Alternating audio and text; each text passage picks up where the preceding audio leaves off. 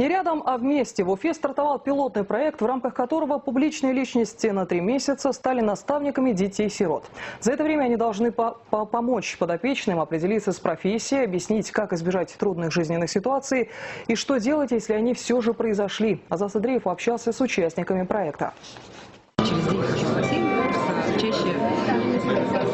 я бы чаще ходила, но не получается. Министра семьи, труда и социальной защиты населения Ленару Иванову Настя Гореева раньше видела лишь по телевизору. Члены правительства, депутаты, банкиры и артисты освоили роль наставников для воспитанников детских домов. Участниками проекта не рядом, а вместе стали 10 детей и 10 взрослых. Наставники отбирались по тому, что это, во-первых, публичные люди, да, это люди, добившиеся успеха, прошедший путь, может быть, вот прям от станка, да, до директора. Один из таких наставников – депутат Госсобрания Тимур Хакимов. Своему подопечному Данилу Орлову он планирует объяснить, как работают промышленные предприятия и что нужно, чтобы открыть свое дело. Получив приглашение принять участие в проекте, согласился сразу.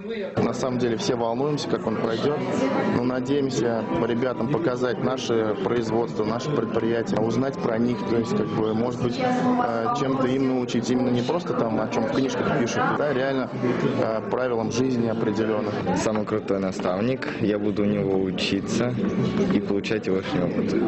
Участниками пилотного проекта стали самые активные воспитанники детских домов Уфы и Бирска. На первой встрече наставники и подопечные узнали друг друга поближе и договорились, каким образом будут поддерживать связь. По условиям дети должны встречаться со взрослыми на их рабочем месте. Министр Ленара Иванова выполнила этот пункт сразу после старта проекта. Она пригласила Анастасию Горееву в свое ведомство, познакомила с коллективом.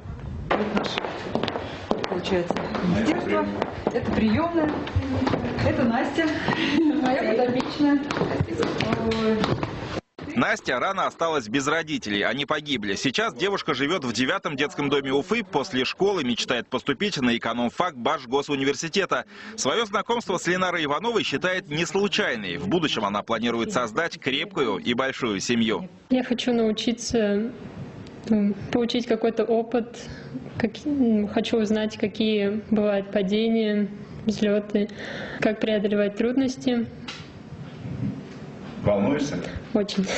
Мы планируем провести такую глубокую профориентацию. Мы поработаем с тестами, с психологами. Мы постараемся выбрать Насте такой, как говорят, образовательный маршрут, да, то есть такую траекторию, чтобы в итоге она наиболее полно смогла себя раскрыть в жизни.